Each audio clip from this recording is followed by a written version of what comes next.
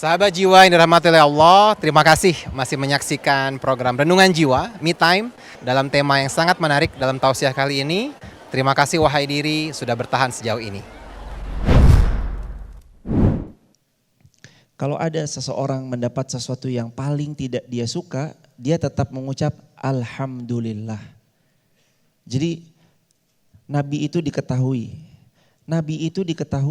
kalau Nabi SAW dapat yang beliau suka atau yang tidak beliau suka. Gimana Kalau beliau suka, beliau akan mengucap Alhamdulillahilladzi bi ni'matihi tatimmus salihat. Kalau gak suka gimana Alhamdulillah ala kulli halin. Jadi Nabi suka atau Nabi gak suka, dua-duanya tuh openingnya Alhamdulillah. Baca Alhamdulillah kuat-kuat dan ucapannya itu yang benar dalam hati. Bukan cuma sekedar formalitas. Bersyukur ya, Alhamdulillah. Jangan.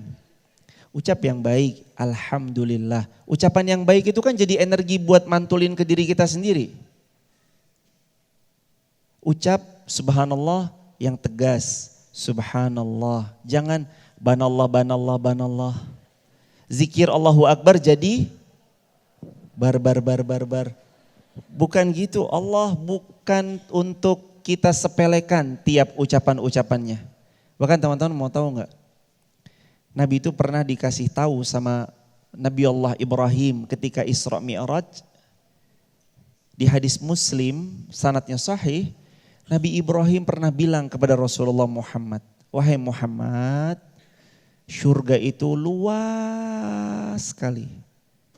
Datar surga itu. Tempatnya indah bukan main. Tanamannya mempesona. Dan umatmu, artinya kita semua bisa punya kafling tanahnya di surga cukup dengan mengucap ucapan ini. Apa ucapannya? Subhanallah walhamdulillah la ilaha illallah Allahu Akbar. Apapun aja template-nya. Mau template yang standar. Subhanallah walhamdulillah wala ilaha illallah Allahu Akbar. Atau mau template yang sering diucapkan. Subhanallah walhamdulillah wala ilaha illallah huwallahu akbar subhanallah. Template yang itu membuat kita udah dapat 2 kafling di surga karena kita ngucap hal yang tadi. Itu amalannya kayak ringan banget tapi powerful. Kalau teman-teman belajar untuk mendalami apa yang kita ucap tentang Allah, zikrullah, kalimat thayyibah, ucapannya kalau bisa hayati dalam-dalam di relung hati. Jangan cuma sambil lalu. Baca cuma buat formalitas, astagfirullah jadi astagfirullah. Malaikat pun bingung, ini kamu ngomong apa? Kita ngomong subhanallah, banallah, alhamdulillah, lah. Ini malaikat juga bingung, apa sih yang diucap? Yang nikmat. Teman-teman, kalau ada orang datang tiba-tiba dia ucapannya santun banget, rendah hati banget. Ibu mohon maaf bila berkenan dan kalau memang diizinkan akan begini, bagaimana ibu, apakah diperkenankan? Orang respect. Dibanding yang, Bu, saya, hah? Kamu ngomong apa Mbak?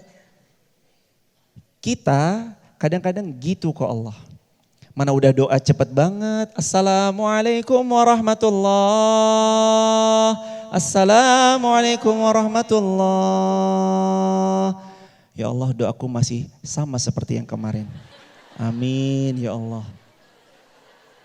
Doa yang nikmat kayak ngobrol gimana sih? Tahu gak sih teman-teman? Sholat yang kadang terburu-buru itu, Allahu Akbar, Assalamualaikum warahmatullahi wabarakatuh. Kayak kita seolah, mohon maaf banget, kayak seolah tuh kita nggak mau ketemu sama Allah. Padahal Allah yang ngasih rezeki, Allah yang ngasih sehat, Allah yang ngasih jodoh, Allah yang ngasih keturunan. Kenapa sholatnya terburu-buru? Kayak Nabi bilang, sholatmu itu seperti sholatnya pencuri. Apa sholatnya pencuri? Sholat matok ayam.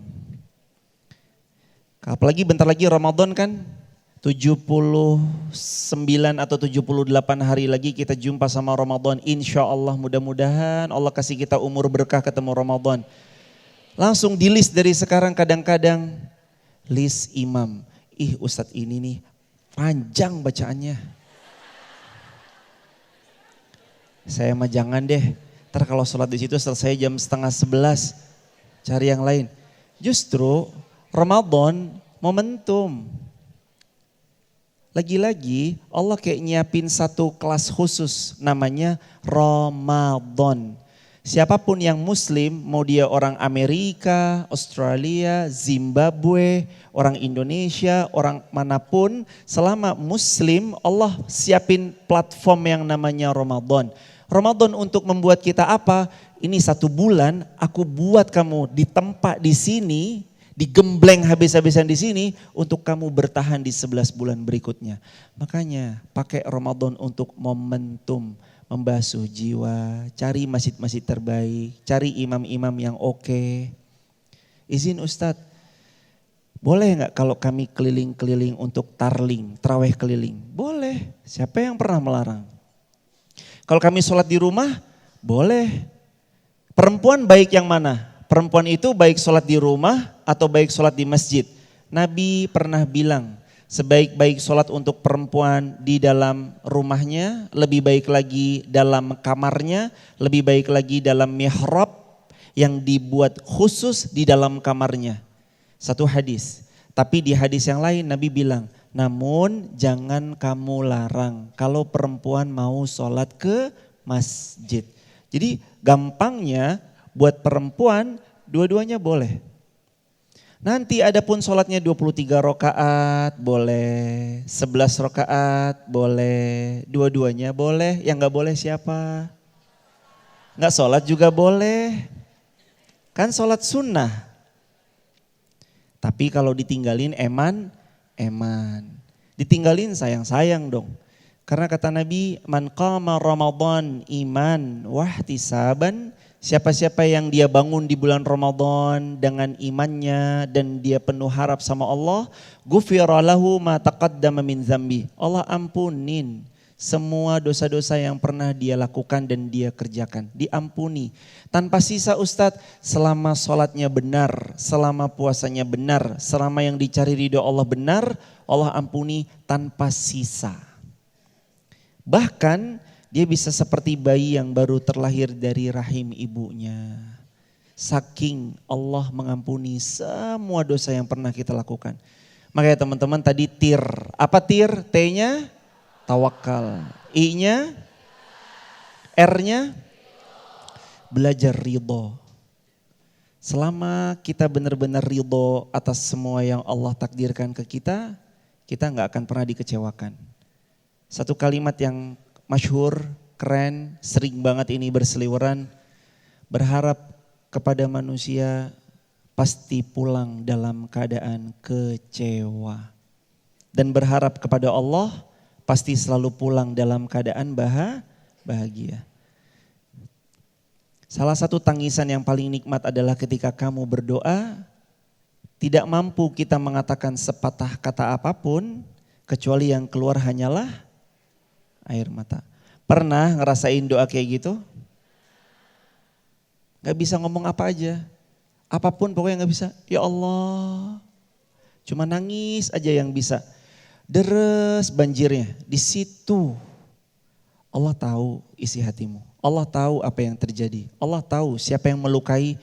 Allah tahu siapa yang playing victim. Allah tahu dia yang pelaku zalimnya tapi playing victim. Allah juga tahu apa detil reka kejadian ulangnya itu Allah tahu persis. Kalaulah kita gak bisa mengadu kepada manusia dan manusia seperti terkesan seolah membela yang zalim sama kita. Ini teman-teman, adukan kepada Allah Azza wa Jalla. Ya Allah yang maha membolak-balikan keadaan, termasuk hati hamba, kuatkan hati hamba ada di atas agamamu.